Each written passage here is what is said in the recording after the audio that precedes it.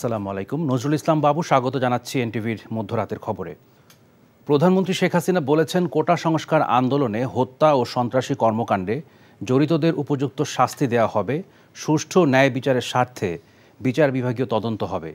বুধবার সন্ধ্যায় জাতির উদ্দেশ্যে দেয়া ভাষণে আদালতের রায় পর্যন্ত ধৈর্য ধরার আহ্বান জানিয়ে সরকার প্রধান আশাবাদ ব্যক্ত করেন, সর্বোচ্চ আদালতে শিক্ষার্থীদের হতাশ হতে হবে না।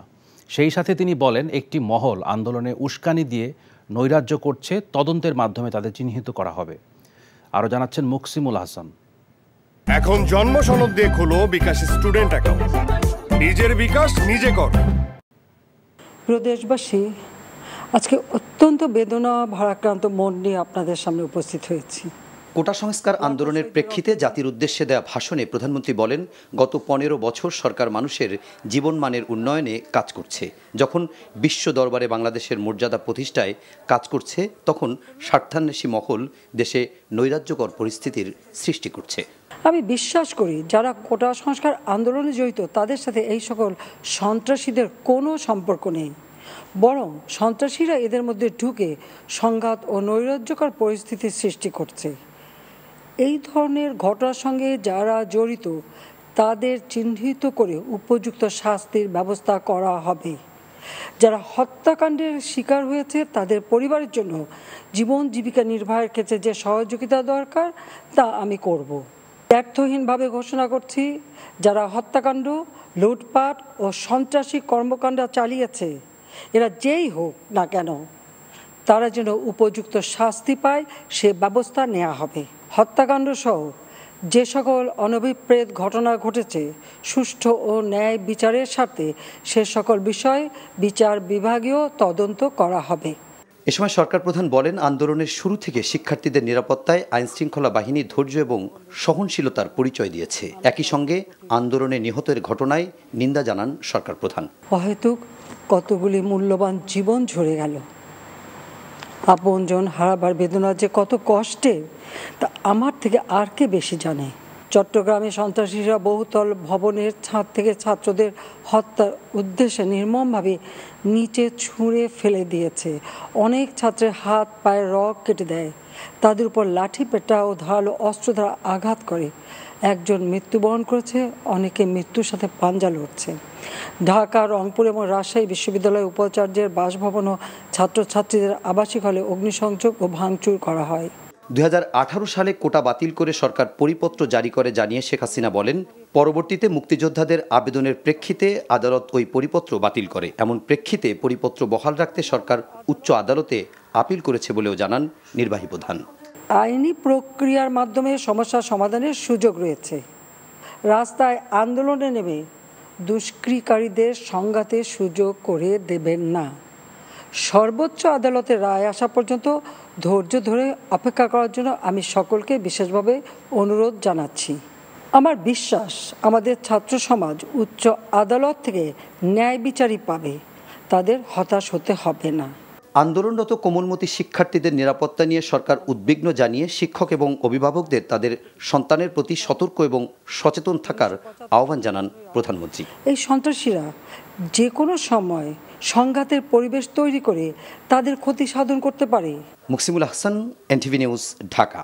এখন জন্ম সনদ দিয়ে খোলো বিকাশ স্টুডেন্ট অ্যাকাউন্ট, নিজের বিকাশ নিজে কর। দেশব্যাপী কোটা সংস্কার আন্দোলনে হামলার ঘটনার প্রতিবাদে বুধবার ঢাকা বিশ্ববিদ্যালয়ের পাদদেশে নিপীড়ন বিরোধী শিক্ষক সমাবেশ করেছে সরকারি বেসরকারি বিশ্ববিদ্যালয়ের শিক্ষকরা। ঢাকা বিশ্ববিদ্যালয়ের গণযোগাযোগ ও সাংবাদিকতা বিভাগের অধ্যাপক গীতিয়ারা নাসরিনের সভাপতিত্বে সমাবেশটি অনুষ্ঠিত হয়। এ সময় শিক্ষকরা বিশ্ববিদ্যালয়ের শিক্ষার্থীদের নিরাপত্তা নিয়ে উদ্বেগ প্রকাশ করেন। শিক্ষার্থী নিরাপত্তা বিধানে প্রয়োজনীয় ব্যবস্থা নিতে প্রশাসনের কাছে আহ্বান জানান শিক্ষকরা।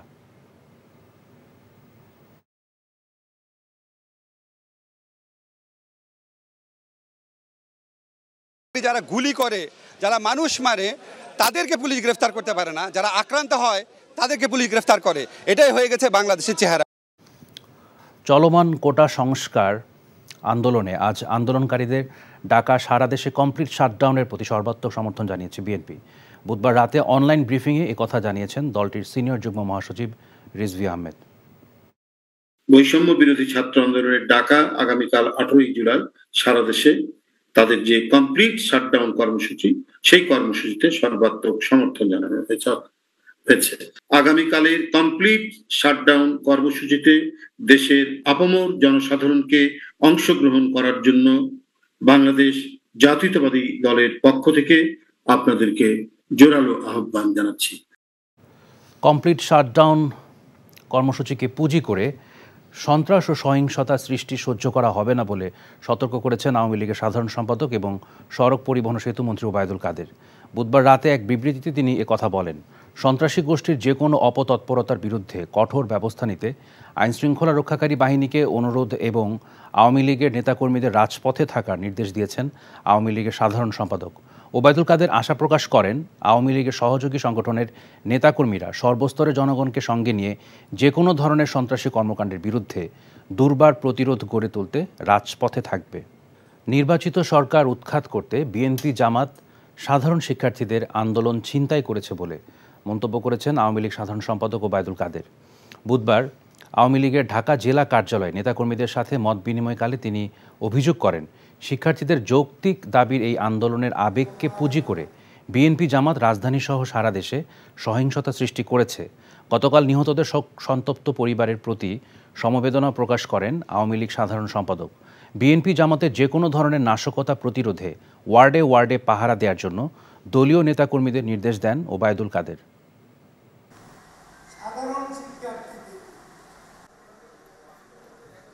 সাধারণ শিক্ষার্থীদের আবেগকে পুঁজি করে বিএনপি জামাত আবারও সহিংসতার পথে হাঁটছে। তাদের সশস্ত্র ক্যাডার বাহিনী সারা বাংলাদেশ থেকে এনে এই শহরে তারা গুপ্ত হত্যা করা শুরু করেছে। সাফল্যের সঙ্গে ২১ বছর পেরিয়ে ২২ বছরে পদার্পণ করেছে দেশের অন্যতম জনপ্রিয় বেসরকারি টেলিভিশন চ্যানেল এনটিভি। প্রতিষ্ঠা বার্ষিকীতে মালয়েশিয়া প্রবাসীদের ভালোবাসায় সিক্ত হয়েছে এনটিভি। বেসরকারি স্যাটেলাইট টিভি চ্যানেল এনটিভির ২১তম প্রতিষ্ঠা বার্ষিকী উপলক্ষে কুয়ালালামপুরের ৫ তারকা হোটেল ইন্টারকন্টিনেন্টাল মিলন মেলায় পরিণত হয়। মালয়েশিয়া এশিয়া প্যাসিফিক ইউনিভার্সিটির আইটি ডিপার্টমেন্টের শিক্ষার্থী তাসমিয়ার অনুষ্ঠান পরিচালনায় এনটিভি দর্শক ফোরাম মালয়েশিয়ার প্রধান উপদেষ্টা মোহাম্মদ মোশাররফ হোসেনের সভাপতিত্বে সভায় শুভেচ্ছা বক্তব্য দেন বাংলাদেশ কমিউনিটি প্রেস ক্লাবের সহসভাপতি ও এনটিভির স্টাফ করেসপন্ডেন্ট কায়সার হামিদ হান্নান। এই সময় এনটিভির প্রশংসা করে বক্তব্য রাখেন মালয়েশিয়া বাংলাদেশ চেম্বার অফ কমার্সের সভাপতি Mahbub Alam Shah, star gold managing director Jamal Ahmed, Malaysia প্রাণের business development manager Mohammad Abu Bakar Siddique, Bangladeshi youth alliance মালয়েশিয়ার প্রেসিডেন্ট বশির ইবনে জাফর, বাংলাদেশি স্টুডেন্টস অর্গানাইজেশনের প্রেসিডেন্ট শাহ আহমেদ।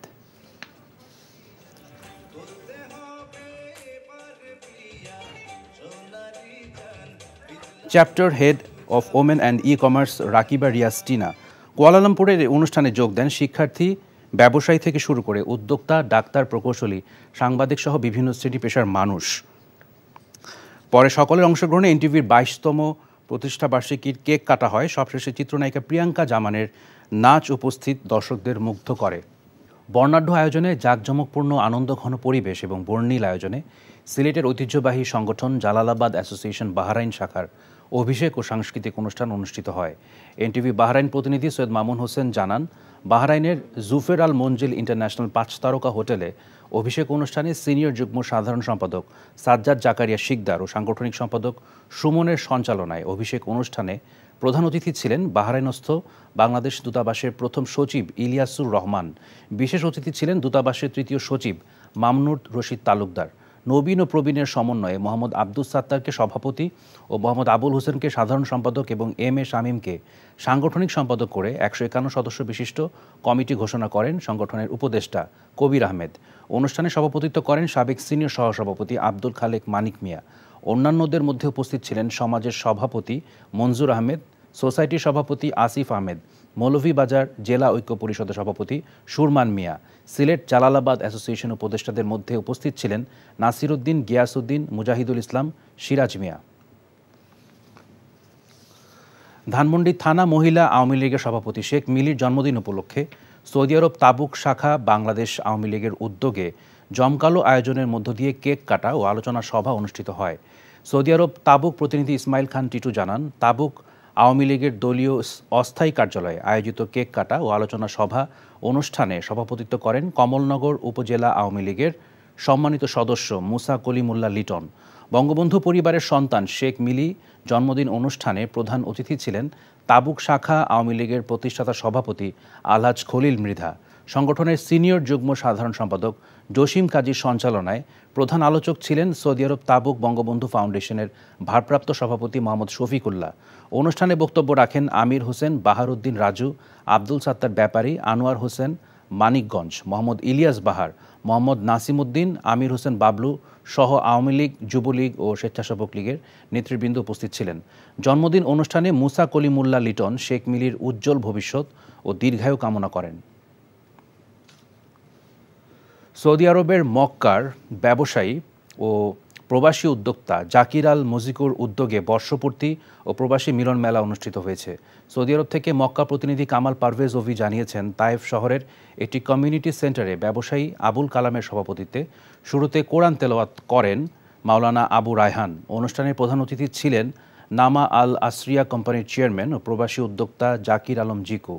কোম্পানির সিনিয়র সহকারী সুপারভাইজার জুনায়েদ চৌধুরী নিজামের সঞ্চালনায় স্বাগত বক্তব্য রাখেন কোম্পানির জেনারেল ম্যানেজার শামীম আহমেদ। বিশেষ অতিথি ছিলেন মক্কা আওয়ামী যুবলীগের যুগ্ম আহ্বায়ক আবু তৈয়ব, ব্যবসায়ী মোহাম্মদ মুসা, সাংবাদিক সেলিম আহমেদ, সাংবাদিক খলিল চৌধুরী।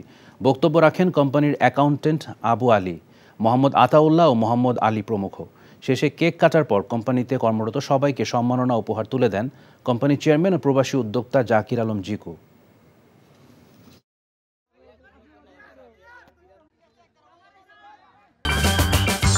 এই ছিল মধ্যরাতের খবরে। এই খবরের ভিডিও সহ আপডেট জানতে ভিজিট করুন এনটিভি অনলাইন www.ntvbd.com। এছাড়াও এনটিভির জনপ্রিয় সব অনুষ্ঠান ও খবরের আপডেট জানতে ভিজিট করুন আমাদের ইউটিউব ও verified Facebook page.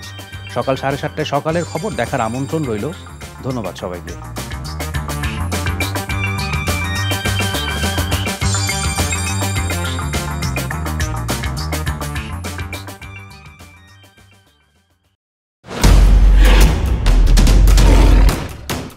Masud chairman চাপলে কি হয় জানোস না? এমন মায়ের মারুম কুত্তার মতো খালি সাইড পারবি। তুই যদি আমার বউ আস, তুই হবি রাজরানী আর আমার বউ টুনি বিবি তোর বান্দি। আমার সংসারটা কেন ভাঙতে সময় না? নিজের জামাই আটকা রাখতে পারেন না? কেমন বউ আপনি? কেলেঙ্কারির আর কি বাকি আছে? বদনাম তো শৈলেই লাগছে। আপনার প্রথম বউ কি আত্মহত্যা করছিল নাকি আপনি মারছেন?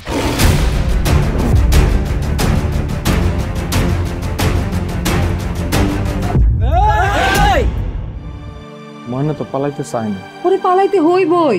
ময়না রে, তুই আমারে মাফ করে দিস। আমারে খাওয়ানোর মধ্যে বিষ মাখায় মেরা ফলাইতে চাচ্ছে। মাইরা একেবারে আম গাছের লগে ঝুলাই দিবেন, যেমনি আপনার বড় বড় মাইরা ঝুলাইছিলেন।